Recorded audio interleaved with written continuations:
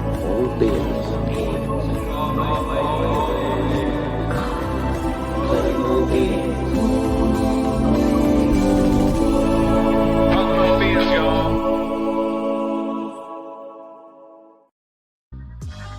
Yeah! Welcome back, everybody, to Calling All Beings True Crime Unsolved, or TCU. I'm your host, DJ, here to talk about a little bit of Karen Reed action. You can hear my throat's a little bit messed up. I've been sick the last couple of days. Just moved to Colorado, but we're going to talk a little bit about the case and get into some critical thinking that can be used when analyzing what's going on here. It seems like in certain segments of the population, it's in short supply. So we're going to get into it with you.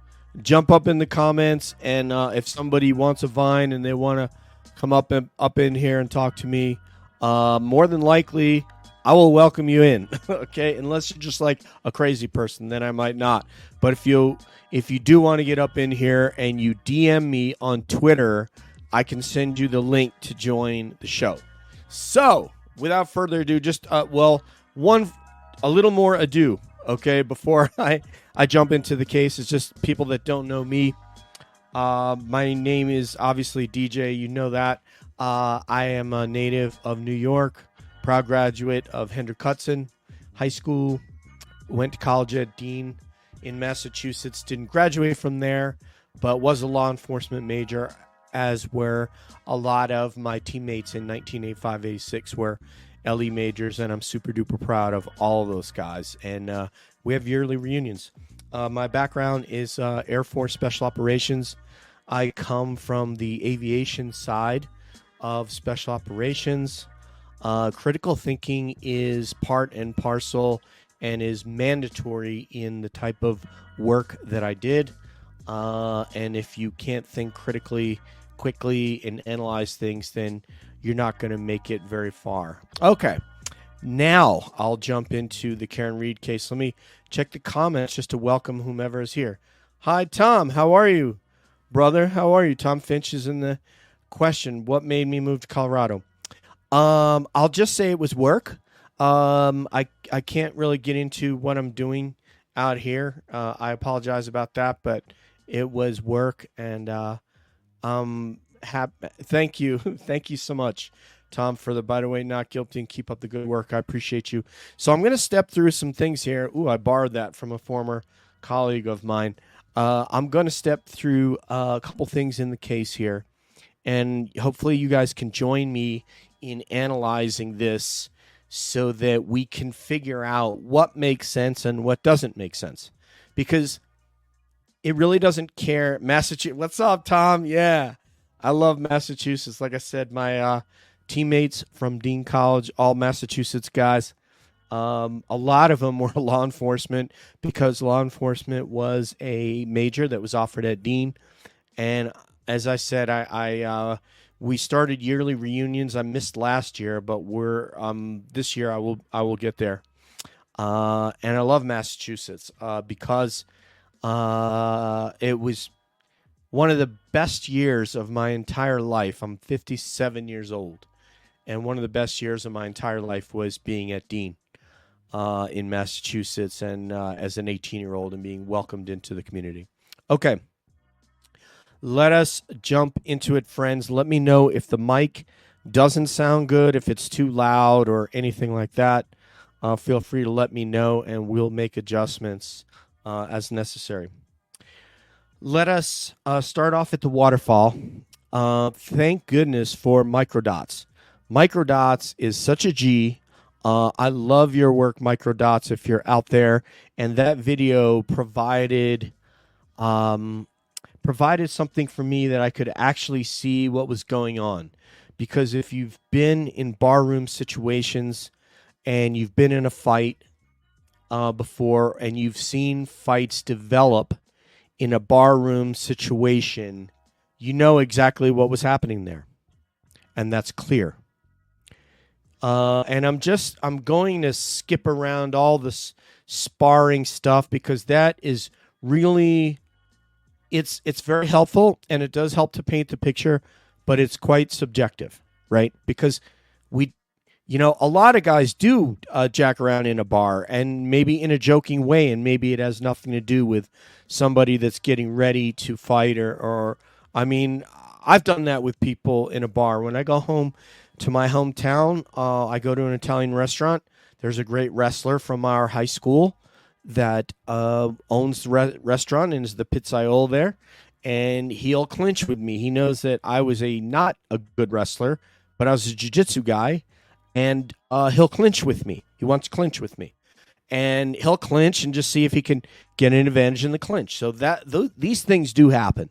So I don't want people to think that just Brian and Brian jacking around like that means that this is just in my opinion, and I am open to all the other analysts that look at this that may see something more than I do. But what I'm going to get to is the point, okay?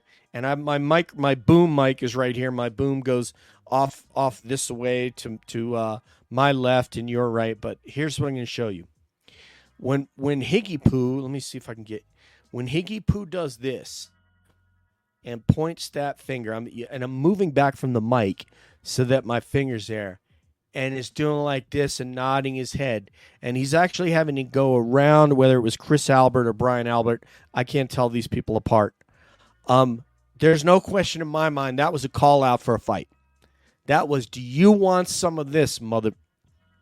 You want some of this? That's what hey, what's up, Jerry Lynn?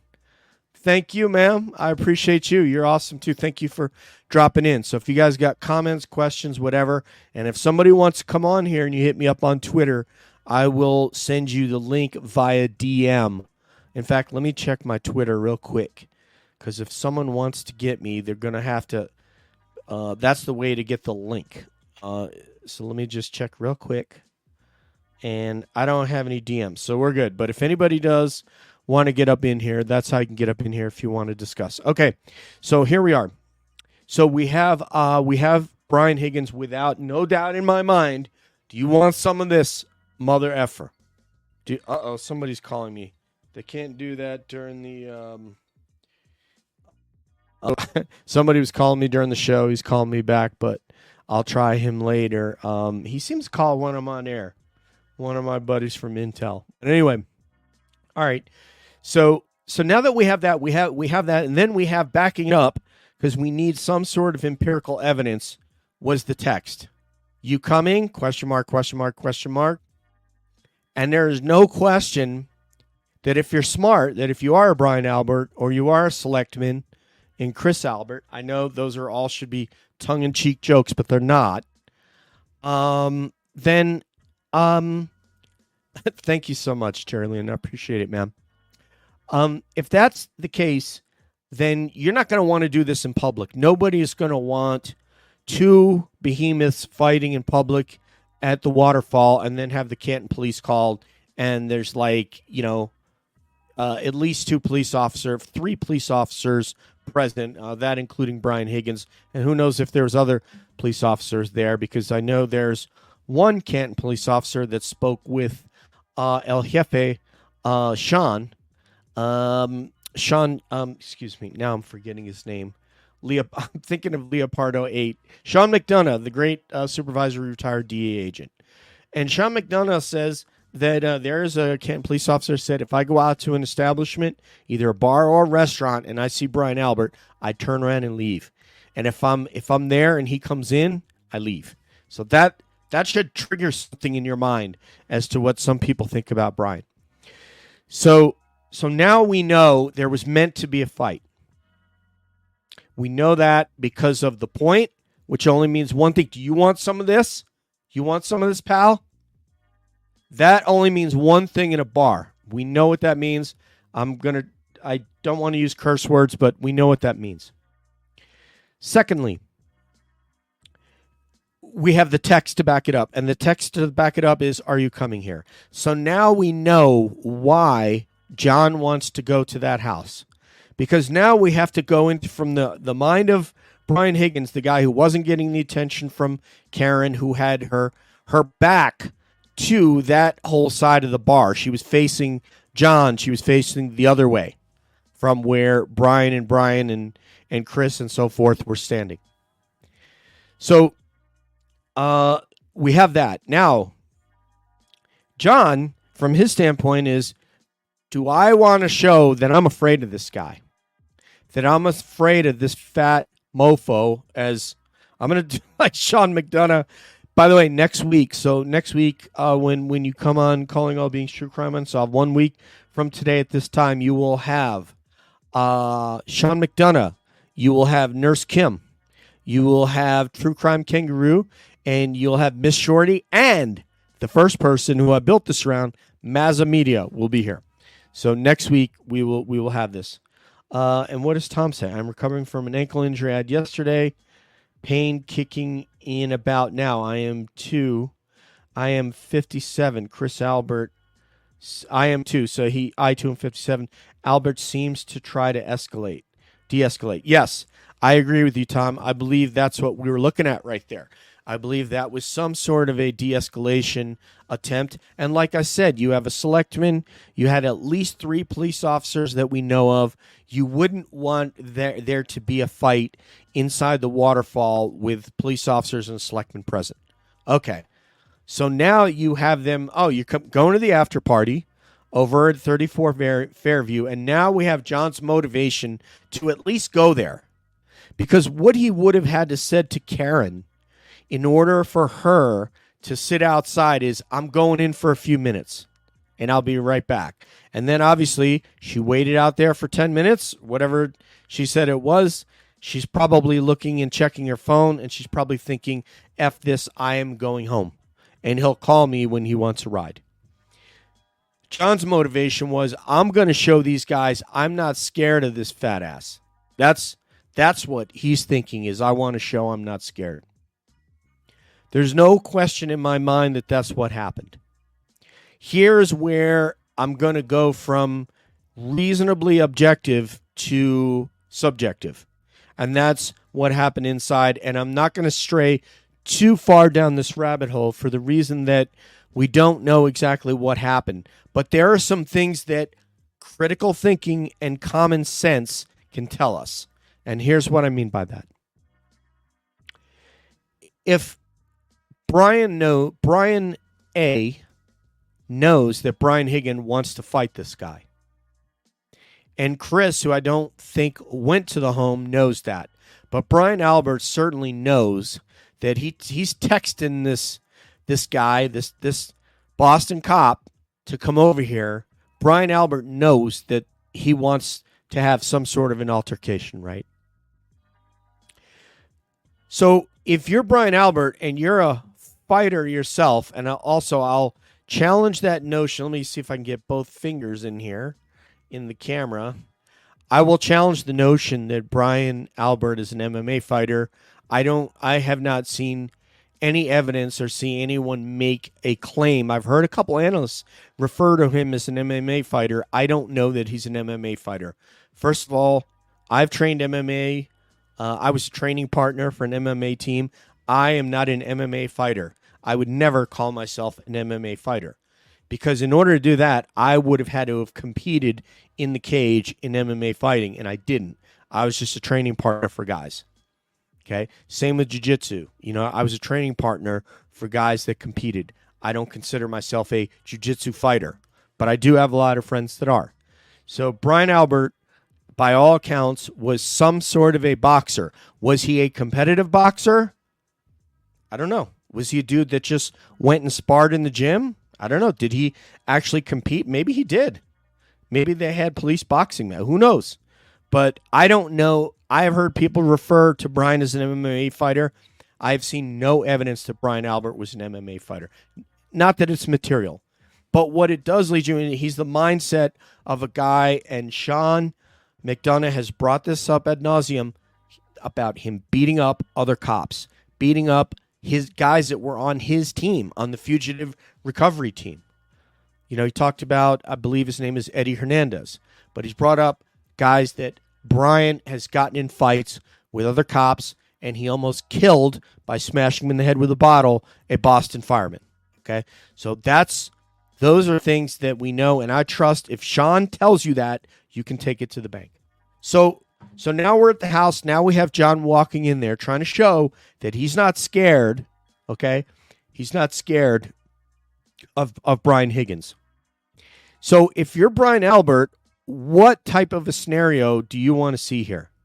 You know, the type of a scenario that you would want to see is if there is going to be a tussle, we're going to go downstairs where I have a gym set up. Did Brian have a heavy bag down there? I don't know. Did he have a speed bag down there? Did he have a place where he could do work on his footwork and his hands? Maybe he did. Maybe he did to have that. I don't know. But he certainly had, by all accounts, he had at least a weight room and some sort of fitness room. So if there's going to be a fight, you're not going to have them fight in your house proper. You're not going to have them fight in the living room or in the kitchen or in the den or in the dining room or in the bedroom or in the bathroom. You're going to have them fight in the basement. Or you're going to see, if somebody wants to fight, go downstairs and have at it. That's what is most likely happened, because we know why Brian Higgins wanted him to go over there, and we know why. And we know that John O'Keefe, why, as a man that's been having a few beers, why he would want to go over there to show, I'm not afraid of you, bro. Okay? I'm here. What are you going to do? I'm not afraid of you, man. So now we have, those are the things that we know leading up to it. We surmise that Brian Albert, considering himself a fighter or a tough guy or a guy who likes to get in fights, that he would want any altercation to occur somewhere out of the main part of his home where stuff can get broken. There's nobody would do that and say, yeah, fight in my living room. If you guys want to face down one another and see what's up, then let's go down to the basement. That's how, obviously, we would end up in the basement. And, of course, Steve Scanlon, this is what he had told to, if, you know, he's to be believed, this is what he had told Yannetti the days after Karen was charged. Now, I want to go to when actually John O'Keefe's body, God rest his soul, when he's found on there. And I want to say, you know, justice for John O'Keefe. And I hope that you get it, man. I really do. Because this is, you know, there you go right there. Free Karen Reed, justice for John O'Keefe. It's awful what happened to this guy. He obviously is a great guy. He's a flawed person like all of us. Who knows, you know, when our eye wanders, who knows, you know, about that kind of stuff. But he suffered loss. He took on those children and treated them like his own. And man, what an awesome guy for doing that. So now I want to get to the part where the police come. So I'm not going to go into the whole thing with the taillight, because you guys have all heard quite a bit about her backing out of the garage on the Ring camera, and she is seen bumping John's his Chevy Traverse, and there goes your cracked taillight. So that happened. Okay, we know that. Now, what I want to talk about is the police coming. And what we're going to go with here, folks, in this thought experiment is we're going to go with the premise that the owner of the house is not a famous Boston police officer, sergeant of the fugitive recovery team, that he is in fact a guy named Lion Smith. We're just going to make up a name, Lion Smith. So now the police arrive at this home, Canton Police, Fire, EMS, and nobody from the home is outside to speak with the investigating officers, who quickly figure out via his wallet that this is Boston police officer, which likely had a badge in it, Boston police officer John O'Keefe. Now we have a really serious situation. And the person or persons who own this home, which they're unaware of who that is, what would be likely happen? So now you're an officer on the scene. It's not a famous Canton family, the Albert family that everybody knows where they live, obviously, because the Albert kids grew up there. It had been in that home had been in their family for over 50 years. So with that in mind, going to have the police are going to go knock on the door and go, where is the owner of this home? After they do a very brief interview with the witnesses, which would have been Carrie Roberts, which would have been Karen Reed, which would have been Jen, and they would have tried to figure out what's going on. They would have asked Karen Reed, she would have said, that's my boyfriend. How did he get here? And without question, she would have said, I dropped him off here last night after midnight, sometime after midnight. There's no question that would happen. Now we're going to go through the critical thinking exercise. What is the next thing that the Canton police are going to do if they don't know who the owner of this home is, and there's the body that's still alive of a Boston police officer with blacked out eyes, with abrasions over his eyes, across his nose. His eyes were shut and looking like he got beat up.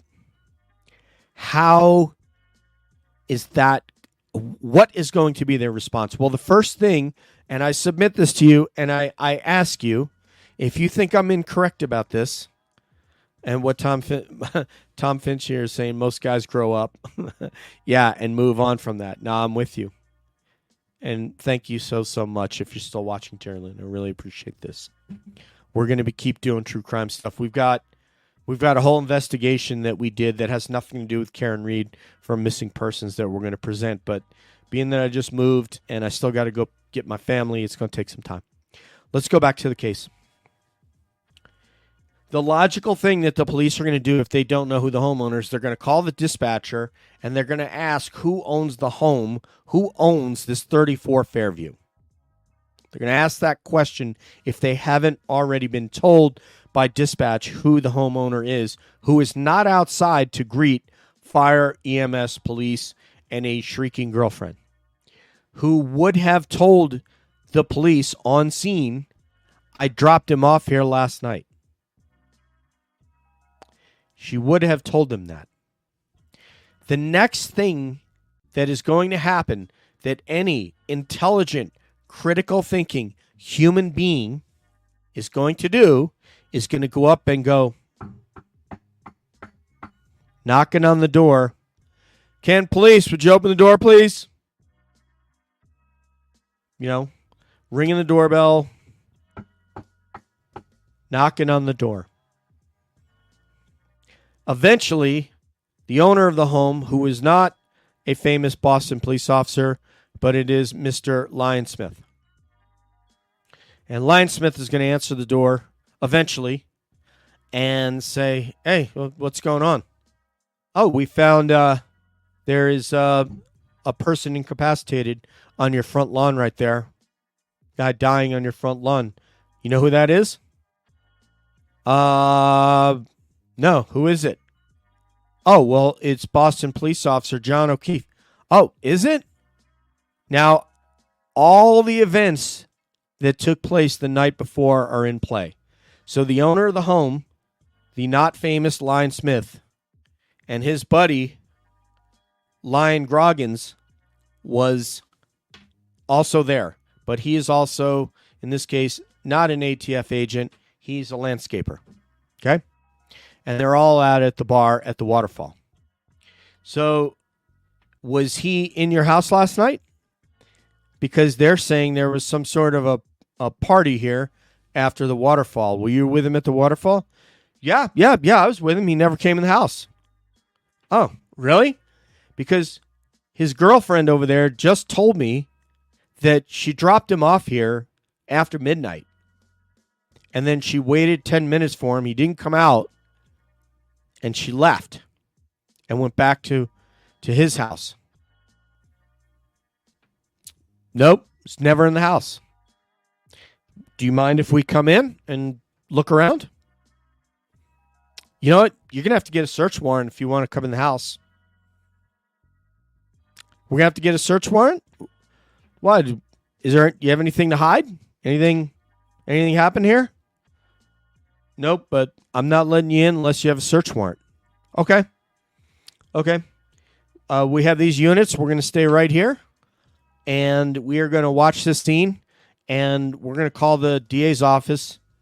This guy out in the front lawn, a Boston police officer, we're going to get a search warrant. We'll get inside this house. So don't disturb anything. You can try, but we will have a team in here, and we will look at this house. We'll get a search warrant. So let's say, 8 hours later, maybe, that someone comes and those officers switch out. Nobody leaves. Nobody comes in, and they have a search warrant. This is where we can end this part of the case right here, because we know at least this aspect of the case, because we know what happens from here. From here, if, John would have passed, God rest his soul, and on the way to the hospital, and they would have called the state police. The state police would have come in. They would have helped them. They would have even bolstered the case for a search warrant, and they would have gotten a search warrant, and they would have gone in that house. And if they went in that house, especially if they had brought a crime scene investigation team, there's no question once they got to that basement, they were going to find blood. And if, even if they would have tried to bleach it out, the luminol, I've seen investigators in CSI units say you can do whatever you want to do. If this kind of blood is spilled, I'm going to find it. I'm going to find a drop of that blood. You can try as you may, get the steam cleaner out for the carpet, whatever you want to do, I'm going to find it. And we all know that the only way to really, with those blood stains, is you can't really get rid of them. You have to replace the carpet. Well, they're not going to be able to do that, I'm afraid. And they will find them in the carpet fibers. They're not going to be able to do that in the span of time that they would have had between when they knocked on the door and when a search warrant arrived. So we know that. So at this point, they would have found it. So let's end that part of the case here, and then we'll move on to the next part of the case. So the next part of the case is they would have, those guys would have been brought down. They would have been put in interview rooms, separated. They would have let those guys stew in those rooms, unable to call everybody. They would have gotten search warrants for the phones. So they would have had Lion Smith's phone, and they would have had Lion Goggins' phone that night.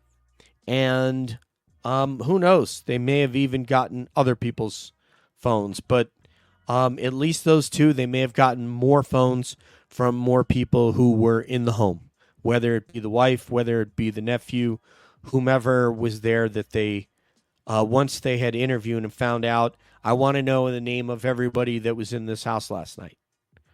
So there would have been that. Then what would have happened is they would have known already that a lieutenant who is now deputy chief of police in Canton lived across the street and had a Ring camera video. And you all know, let's see, so we got something else from Tom here. Tom, I believe the call was already in not to go to the Alberts' home. I think Jen was texting Brian. Yes, no, there's no question. What we're trying to do with this thought experiment here, Tom, is we're trying to establish what would have happened if it was a nondescript Canton resident that owned the home. And so I use the name Lion Smith. Obviously, I'm trying to be tongue-in-cheek here.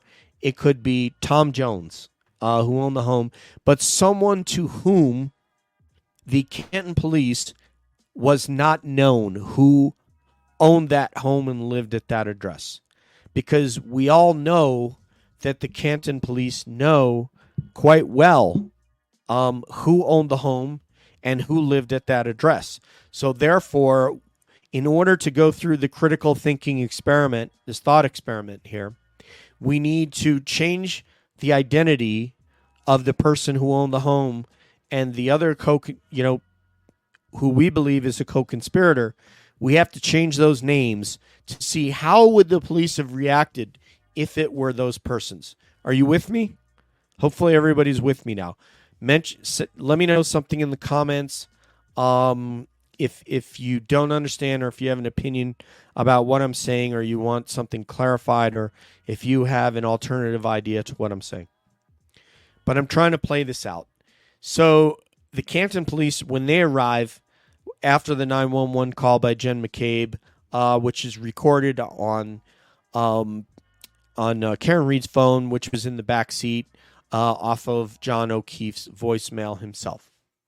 And her very calm voice calling 911, there's a man on the lawn at 34th Avenue, and all that. I know I've practiced that. And trying to distance herself, not saying he's my friend, and all the BS that she was saying in court. And then the second part where she had to do it again because they forwarded her.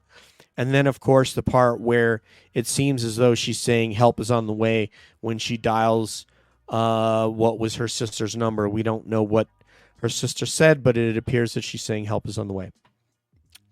So if you have a question, comment, please put it up there. If you feel like blessing us, either with a super chat or a cash app, that would be awesome. And if you don't, that's also awesome. And we'll get you on. We'll get into it with you here. Let me check Twitter real quick. Okay. All right. So we're good on Twitter. So with all that said, now, what are the next things that the police are going to do? Yeah, if you mean in the real world, not in Kent. The next thing that they would do if they didn't know this homeowner is they're going to already know that the then lieutenant and now deputy chief Kelleher lives across the street. And they're going to just go and knock on his door and say, hey, boss, do you have, and obviously they're going to see that he has a Ring camera. And obviously that lieutenant or deputy chief, whatever he was at that time, is then going to give them the footage that shows Karen Reed pulling up. It shows John O'Keefe getting out. It looks like he's walking toward the door, and then it's going to show her leaving. And it may show him, depending upon the angle of that camera, it also would show him entering the house and not coming out. And it also obviously would show when the Ford Edge pulled up in front of there. It would show Lucky going by. It would show the Ford Edge. And it would show when the Ford Edge was moved and the body was left there. Was in the spot behind where the Ford Edge was parked. So all that would have been on the deputy chief's camera, or it would have been on one of the neighbors' cameras if that canvas of the entire street of anybody whose Ring camera was within a degree angle in which it would capture activities in front of Brian Albert's home, including passing vehicles.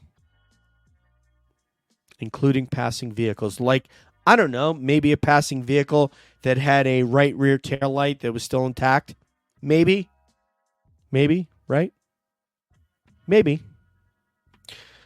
So this is the thought experiment that we're doing. So far we've had two major things that would have happened. One thing is no would not have been the answer if they would have found a dead Boston police officer on the lawn. The answer would have been, who are you, sir? Was he in your house? Because I have witnesses 25 feet behind me that have just told me that he was dropped off here and he came in this house. Next thing. Now the police officers go and they pull that video from the waterfall, that which is in the wonderful, wonderful Microdots video. I want to say right now, it says here, can't post comments to some destinations. And first of all, what that means, let me just say it here. I'm just going to...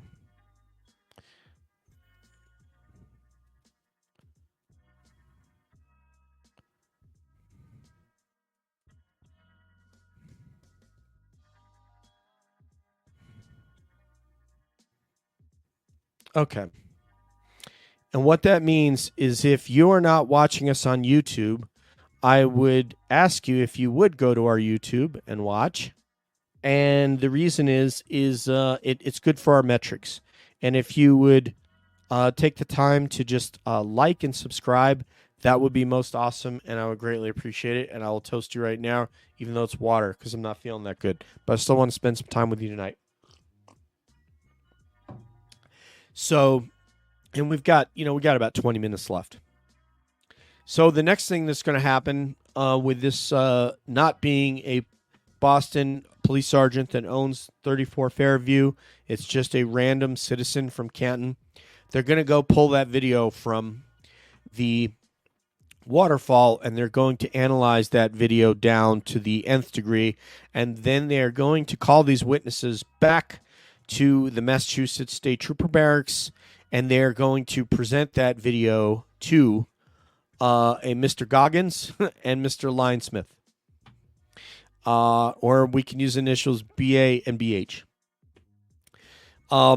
Those videos would have been presented to them, and they would have said something like, BH, looks like you're pointing at that at Mr. O'Keefe over there, Officer O'Keefe, and it looks like you are mouthing something to him.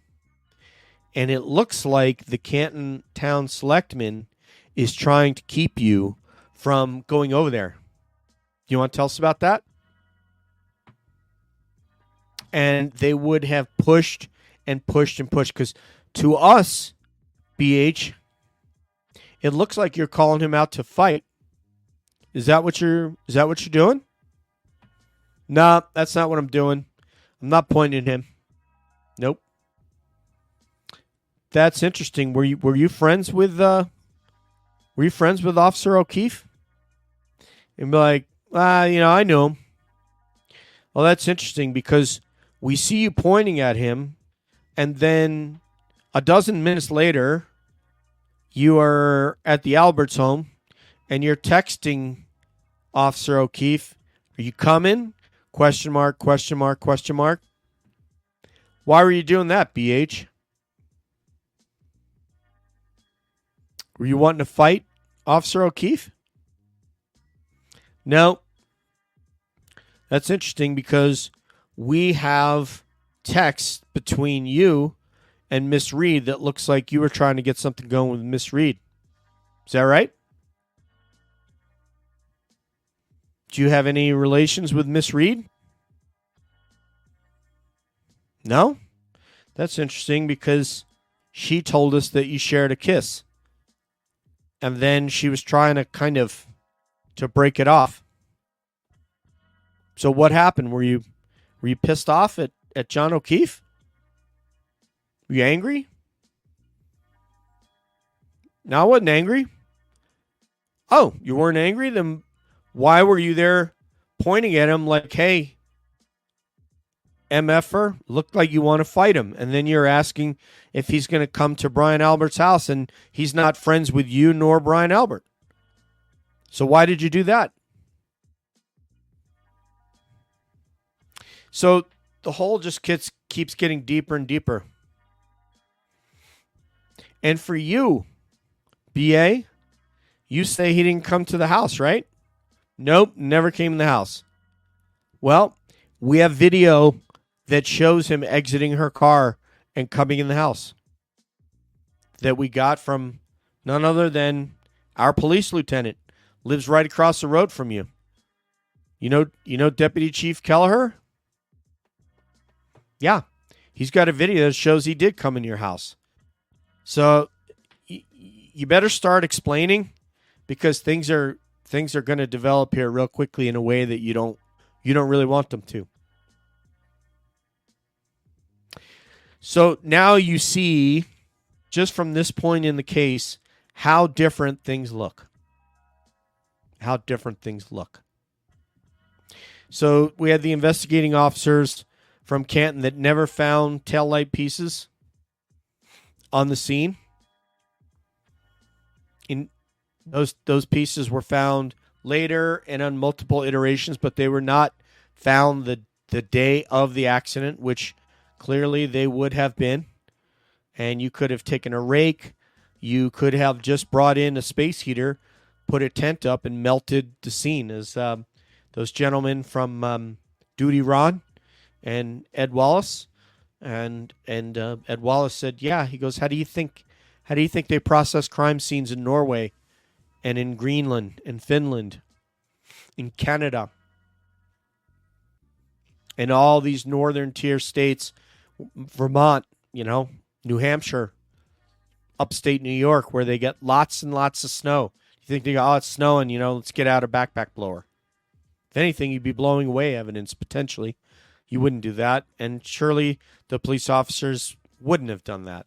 You would go and you would have gotten a tent, and you could have brought in a space heater, and you could have melted the entire third of that lawn with multiple tents, multiple space heaters, and crime scene tape, and everything would have been revealed on the green terra firma that lay below. That's what would have happened. If it was a lay person who owned the home and not an infamous Boston police officer, police sergeant.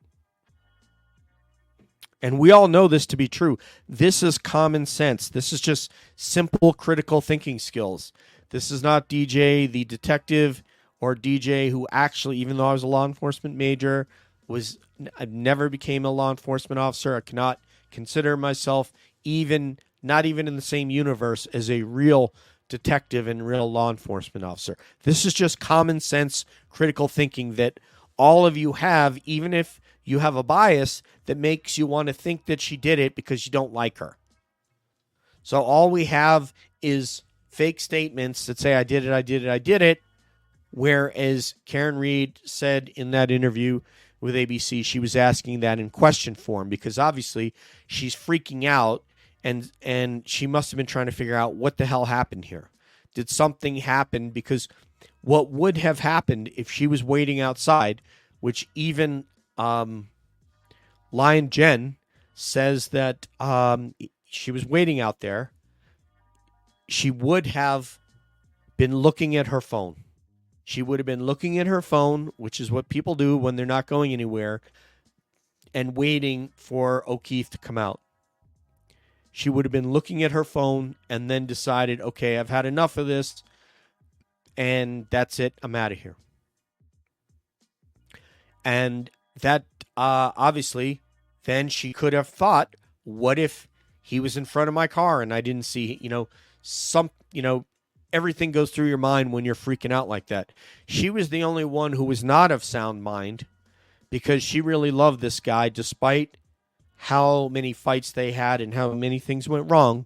She loved this guy, and now she was looking at the specter of he was no longer there. And nobody else there cared about John. Only people that would lie under oath and say that he was a dear friend. We all know that that's not true. Because we're critical thinkers, right?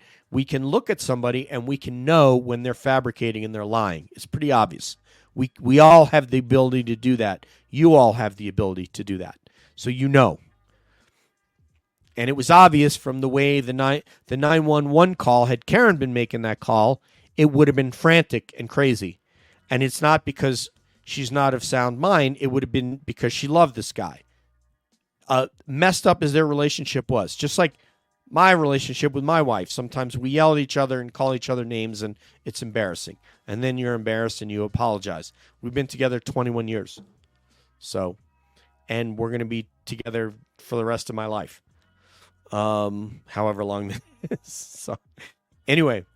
So, critical thinking, you can figure all this out. What would have happened if it were a nondescript Canton resident with whom the police were unfamiliar. The problem is that they were familiar with who owned the home. And therein lies the problem, right, folks? Therein lies the problem. Is because they knew who owned the home, and so things had to go a certain way so as to draw suspicion away from the homeowner. Had it been John Q. Public that owned that home, That's what would have happened. Knock, knock, knock. Knocking on the door. Canton police here. Open up. That's what's happening. That's what would have happened. Open up. Canton police here. I want to talk to you about what happened. What happened out here? Why is there a dead Boston police officer on your lawn? Do you know him? Had you been out with him? What do you know about what we're seeing here? Because witnesses behind me tell me that he came in here. Then we're going to canvass the neighborhood. We're going to pull all the Ring camera video that we can. And according to Aiden Carney, there were a considerable amount of neighbors. I think he went and counted how many people had Ring camera videos. I think he even approached one of the houses. So that's what we have there, folks. That's just, again, I'm not, my plan was not to go through the entire case tonight. My plan was to start at the beginning and go through steps that any logical person who's not impassioned by, I love the police and I'm going to show that this lady did it because that's what they said. And that's just not how we do things, right? That's not how critical thinkers think. And actual people who are trying to discover the truth about something behave. You look at all the facts and say, what makes sense? And as Judge Judy, our favorite television judge, always says, if it doesn't make sense, it's because it's not true. And she's a brilliant woman. She's got over 50 years in the courts watching people lie to her. And it's amazing. It is amazing how many people lie under oath. It's uncanny when you see how many people are willing to lie. Growing up 57 years on this planet, I never had a sense of how easily people lie and will fabricate something and injure another person's life. Well, let me say this. Injure a person's livelihood or life. People will lie and not even bat an eye about it. It takes a certain kind of person to do that because there are people who can't live with themselves if they did something like that. And everybody who critically looks at this case knows what I just said. They know what happened. They know objectively what happened. They know subjectively what they think.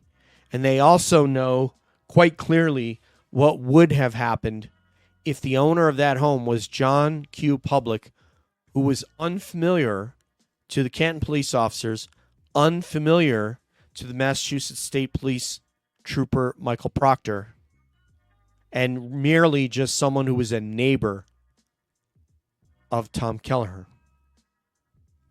We all know what would have happened in that case.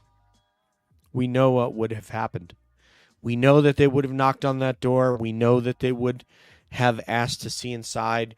We know that a guilty person would have said no. And then, even things like, Microdots put some of the weights from the garage in the sink. And this is what he surmises. This is completely subjective. He surmises that you can see what looks like bleach on the counter and that they would have bleached those weights.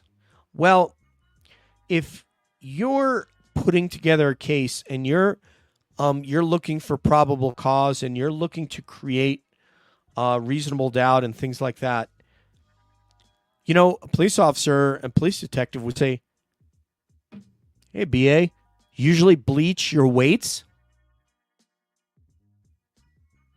Do you usually take equipment from your gym and bring it to this? And I'm not saying this happened. We're surmising here, right? I'm not saying that this actually happened because we don't know that happened. This is just something he's guessing.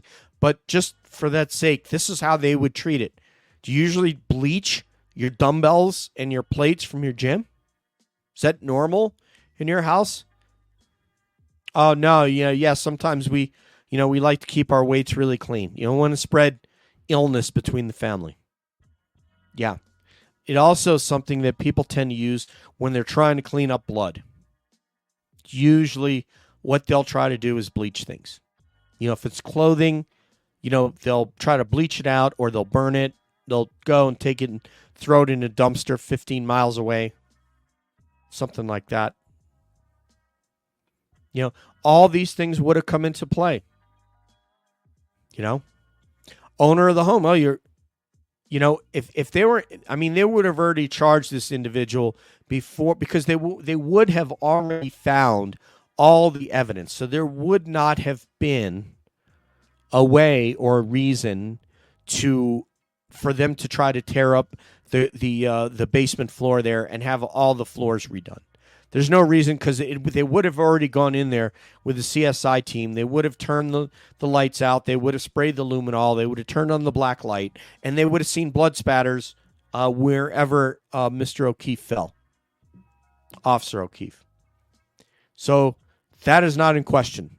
That all would have been discovered before they had a chance to get rid of Chloe, before there was a chance to get rid of cell phones, because they would have gotten the phones before there was an opportunity to put the home up and sell it $60,000 below market value. All of those things would have occurred they would have been in that house within 24 hours. They would have gotten a warrant. There's a dead Boston police officer on your lawn. The owner of the home says he was not inside. We have a witness. We have a witness. The girlfriend of the deceased officer says she dropped him off and watched him walk in the damn house. Case closed. Now you find the blood. Then we can back it up. Then we can start pulling. Then we pull the waterfall video. Then we get all the ring cameras, including from the deputy chief. All those get pulled. We've got her driving up. We've got him walking in the house, and he doesn't come out. Then mysteriously, the snow starts. We have that, and then we have a Ford Edge being pulled up. We don't see anything else. I don't know. Maybe the Ford Edge was used to shield activities from people's ring cameras. Not that would happen, right? And then as soon as that Ford Edge leaves, there's a body there. And that also potentially could be on a ring camera footage. But the individual driving that car, we don't know who that is. Turtle Boy tell you that all the time. Don't know who was in that Ford Edge. But they could have seen who was in that Ford Edge. Potentially, or at least got a really good look at who it was. And maybe a description that they could then cross-reference against video like at the waterfall. Clothing, perhaps. It depends. But you could certainly get a sense of things. You could certainly see that there was no body there, and then there was body there. How'd that happen? So just doing thought experiment, using critical thinking skills and logic. I know there's a content creator out there that says that all the time, but these are the kinds of things that they don't do. This is what would have happened if the owner of 34 Fairview was John Q. Public, not a famous police officer, not the brother of a selectman, not the brother of a Canton Police Department detective. That's what would have happened. And then the case is solved. So, unless the feds have something that shows that, then I think the most that we can hope for, I don't know that we can hope that justice for John O'Keefe will be served. And put that up there. We don't know that we're going to get justice for John O'Keefe. I pray that we will, because I don't know that the feds have that evidence that could implicate whomever is responsible for that fight that would more overwhelmingly likely have happened in the basement of the home, but certainly somewhere within the confines of the home. And then the body would have been placed outside. And so I don't know if we'll get justice for John O'Keefe, but we can hope to free Karen Reed. That, as a minimum, we can hope for. And I do. So, with that, we'll cut it off here for tonight, everybody. I want to thank you so much for joining me and having a watch. If you have comments, please hit me up on Twitter. You can see my handle there at Call All Beings. We do a couple different genres of shows, but one of them is obviously True Crime Unsolved. And boy, that's what we have right here with Karen Reed. True crime that is not solved. Case that was not made. Next week, you will see Sean McDonough, the supervisory DEA agent, at Leopardo8 on Twitter X. Sean will be here. Thank God he confirmed today. That will be great for us because we don't have a legal analyst. So Sean is going to play law enforcement and legal analyst. And what we do on these Calling All Beings roundtables is everybody will be required to bring a topic, a question, or a hypothesis to the group. So you'll bring that, and then everyone in a circular format will have an opportunity to answer or speak to that topic, question, or hypothesis. We will then have some free discussion, and we will catch your comments in the chat. So joining Sean will be the first member whom we built this around. So I usually do this because I don't want to necessarily feature one person over another. It's a blessing that any one of these people want to come on with me or us. In this case, Courtney won't be here this week. She's going on a little birthday trip. And as far as our show, we have a guy that we call him Money Nathan. He is at A Waif Soul on Twitter X. He is the one who creates everything you see here. And makes Cab for 3 years look the way it does. So, once again, joining Sean, the first person who we built this roundtable around was the great Mark Mazzamedia. We need the feds to come through. Great show. Great show. Thank you. By the way, UFC big fight tonight. Oh, okay. I'll check who's on UFC tonight. I hadn't seen who it is. Put it in the chat.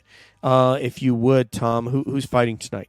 I used to cover UFC. It's how I started podcasting, and kind of like getting Sean right out of the box, the first interviews I ever did in MMA was Clay Guida and Donald Cowboy Cerrone at a local event were the first two interviews I ever did in MMA. So I don't start small. I start big, and I will go after the big fish and say, hey, would you like to talk to me? And I can't even tell you how many UFC fighters, coaches that I interviewed over the years. It was really just the way they were treating the fighters made me decide not to support the UFC anymore. But I love the fighters and the competitors, and they're amazing people, both the men and the women. And I mean, I had UFC fighters stay at my house. I mean, I can't even go into all of my connections with the UFC over the years. So, Mark Mazzamedia, who you know as at Mazzamedia. Izzy versus Duplessis. Oh, great. So this is going to be a middleweight bout. Israel Adesanya from, I think he's from Australia or New Zealand. And Duplessis is, he's a European. Oh, actually, I think he's from Australia also or New Zealand. So Kiwi or Aussie, so forgive me, but thank you. So anyway, yeah, it's going to be Sean, but who we built this around was Mazzamedia. And then Nurse Kim decided that she would join us. And then I met a woman from Australia. Thank you very much, D-Mart. I appreciate you, brother or sister. I'm going to say brother, though, because if you got a name D-Mart, you probably are a brother, male, and not female. A lady from Australia, she is true crime kangaroo named Lily, and she contacted me and said we should get together and talk. South African. Oh, thank you. Duplessis is South African. Thank you, brother. Lily, she had on Sean, I believe. I know somebody had on Sean. I believe it might have been Miss Shorty. But anyway, both of them are coming on. Both the Aussie ladies will be on. So we'll have 3 guys and we'll have 3 ladies. You're female. All right. Well, thank you, D-Mart. That's awesome. That's awesome. I love that. I had one of my mission commanders when I was in the Air Force, when I was in Air Force Special Ops was Kmart. So I love those kind of names. My name, DJ, is an Air Force nickname. My real name's back in home in New York. They call me Dave. And even when I go home to Massachusetts, go to Dean, my nickname there was Kazoo, which is a whole nother story. And they also alternatively will call me Dave.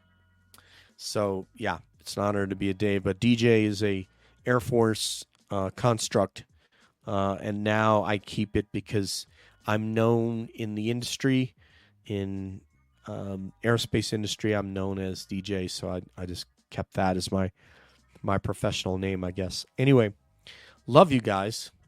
Thank you so very much.